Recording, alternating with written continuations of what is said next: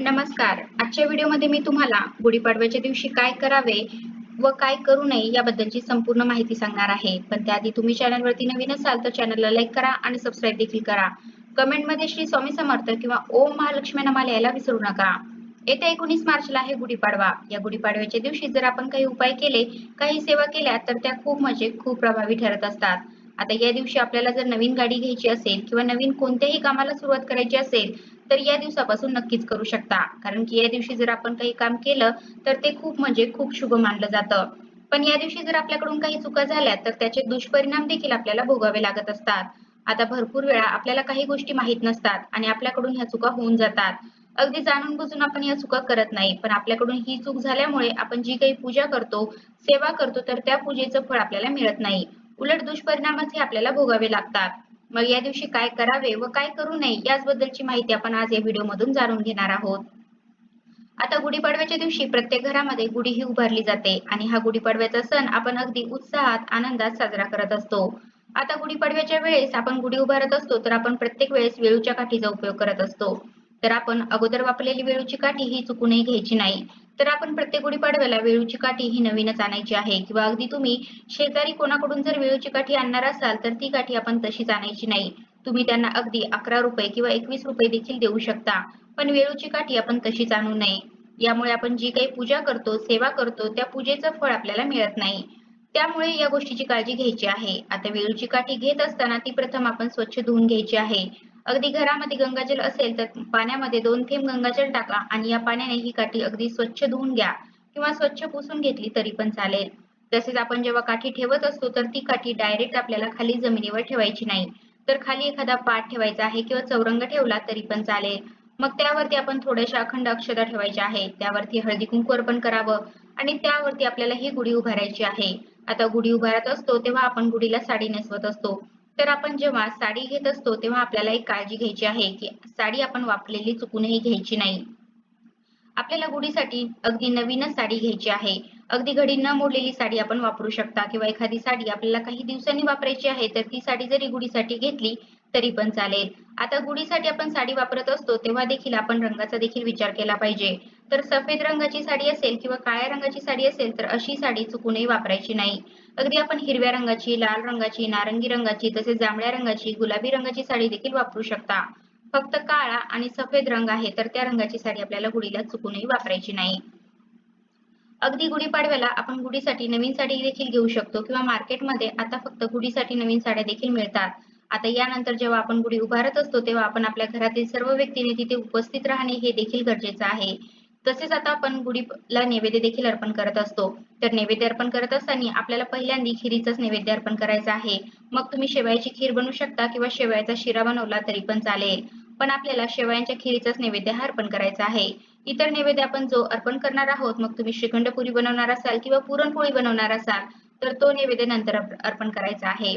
पहिल्यांदा आपण शेवयांच्या खिरीचा नैवेद्य अर्पण करायचा आहे. आता तो नैवेद्य आपण पहिल्यांदा गुढीपुढे थोड्या वेळ म्हणजे 10 मिनिटे ठेवायचा आहे. त्यानंतर घरातील सर्व व्यक्तींनी तो ग्रहण करायचा आहे. तसेच गुढीपाडव्याच्या दिवशी देखील आपण नैवेद्याचं संपूर्ण ताट, मग पुरणपोळीचं असेल तर ते देखील आपण गुढीपुढे ठेवत असतो. तर ते देखील आपण तिथे थोडा वेळ ठेवावं आणि दिवसभर आपल्याला ते तिथे राहू द्यायचं नाही. याची आपल्याला काळजी घ्यायची आहे. आपण ते ताट उचलून आणायचं आहे आणि जेव्हा आपण जेवण करत असतो तेव्हा ते आपण ग्रहण करायचं आहे. अगदी घरातील सर्व व्यक्तींना ते द्यायचं आहे. तसेच गुढीपाडव्याच्या दिवशी आपण आपलं घर स्वच्छ करत असतो. दाराबाहेर रांगोळी देखील काढत असतो. तर आता गुढी उभारल्यानंतर आपण आपलं घर हे स्वच्छ करायचं नाही. तुम्ही अगोदरच स्वच्छ करून घ्यायचा आहे. अगदी गुढीभोवतालचा जो काही परिसर आहे, तर तो देखील आपण तिथे स्वच्छ करायचा नाही किंवा झाडून काढायचा नाही. आपल्याला अगोदरच जे काही करायचं आहे, तर ती स्वच्छता आपण अगोदरच करून घ्यायची आहे. गुढी उभारल्यानंतर आपण जर तिथे झाडलोट केली, तर आपल्या घरामधील माता लक्ष्मी ही निघून जात असते व आपल्या घरामध्ये दुःख, दारिद्र्य, गरिबी यायला सुरुवात होत असते. त्यामुळे या गोष्टीची काळजी घेणे देखील गरजेचं आहे. आता घरामध्ये लहान मुले असतात, मग अशा वेळेस घरामध्ये अगदी केरकचरा देखील होत असतो. अशा वेळेस तुम्ही झाडूने न झाडता तुम्ही एखाद्या कपड्याने साईडला ठेवू शकता. पण या दिवशी आपण जेव्हा गुढी उभारू त्यानंतर आपण घरामध्ये झाडू मारायचा नाही.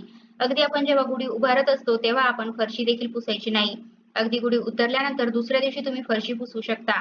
पण जेव्हा गुढी आपल्या घरामध्ये उभारलेली असते तर तेव्हा आपण घरामध्ये फरशी पुसायची नाही किंवा झाडलोट देखील करायची नाही. आपण अगोदरच जी काही स्वच्छता करायची आहे तर ती करून घ्यायची आहे. तसेच या दिवशी आपण घरामध्ये भांडण, तंटे, वादविवाद देखील होऊ द्यायचे नाही.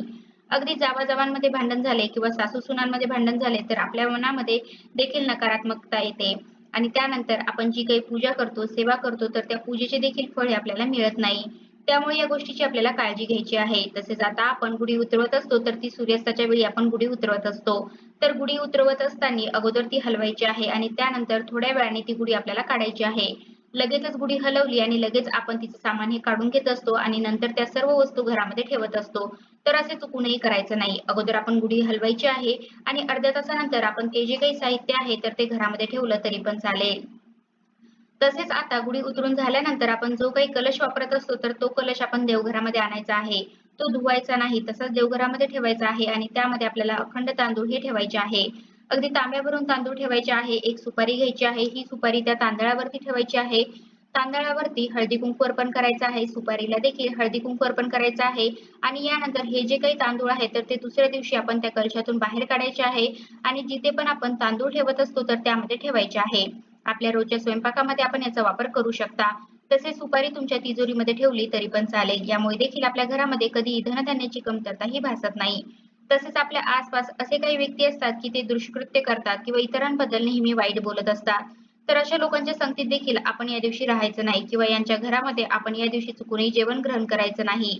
आपण जर असे केले तर आपण देखील पापाचे भागीदार होत असतो. या दिवशी शक्यतो तरी आपण आपल्या घरामध्ये जेवण करायचं आहे आणि पुरणपोळीचा नैवेद्य किंवा तुम्ही श्रीखंड पुरी देखील बनवू शकता. या दिवशी गोमातेला नैवेद्य अर्पण करणे शक्य असेल तर गोमातेला देखील आवर्जून नैवेद्य अर्पण करावा. यामुळे देखील माता लक्ष्मीची सदैव कृपा आपल्यावरती राहते. तसेच गुढीपाडव्याचा जो अगोदरचा दिवस आहे, त्या दिवशी संध्याकाळी देखील आपण मांसाहार पूर्णपणे वर्ज्य करायचा आहे. तसेच जेवणामध्ये कांदा, लसूण यांचा देखील समावेश नसावा, कारण की कांदा, लसूण हा देखील तामसिक आहारामध्ये मोडला जातो. तसेच आपण जो काही नैवेद्य बनवतो, तर त्यामध्ये देखील आपण कांदा, लसूण याचा वापर करायचा नाही.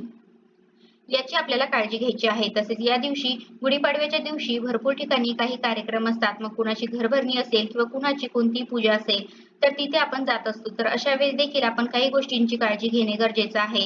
तर आपल्या घरामधील अशा काही वस्तू आहे, की ज्या आपण चुकूनही द्यायच्या नाही. ज्या माता लक्ष्मी स्वरूप असतात. मग माता लक्ष्मीची मूर्ती असेल किंवा पूजेशी संबंधित काही वस्तू असतात, तर त्या भेटवस्तू म्हणून चुकूनही द्यायच्या नाही. अगदी आपला सख्खा भाऊ असेल किंवा सख्खी बहीण असेल, तरी पण आपण असे काही करायचे. आपण जर असे केले तर आपल्याच घरामध्ये माता लक्ष्मी निघून जात असते व आपल्या घरामध्ये दुःख, दारिद्र्य, गरिबी यायला सुरुवात होत असते. तसेच घड्याळ देखील कोणालाही भेटवस्तू म्हणून देऊ नये. कारण की घड्याळ ही आपली चांगली व वाईट वेळ दर्शवत असते. अगदी तुम्हाला भेटवस्तू म्हणून काही गोष्ट न्यायचीच असेल तर तुम्ही साडी दिली तरी पण चालेल. पण या ज्या काही माता लक्ष्मी स्वरूप वस्तू आहेत तर त्या आपण कुणालाही भेटवस्तू म्हणून द्यायच्या नाही. तसेच या गुढीपाडव्याच्या दिवशी आपण आपल्या घरामधील तांदूळ, मीठ, साखर या वस्तू देखील कोणालाही देऊ नये.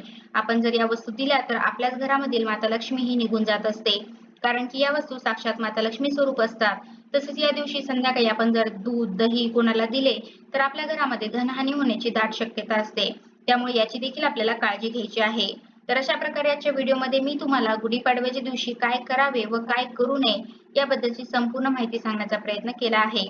कसा वाटला तुम्हाला माझा आजचा व्हिडिओ कमेंट करून नक्की सांगा. धन्यवाद.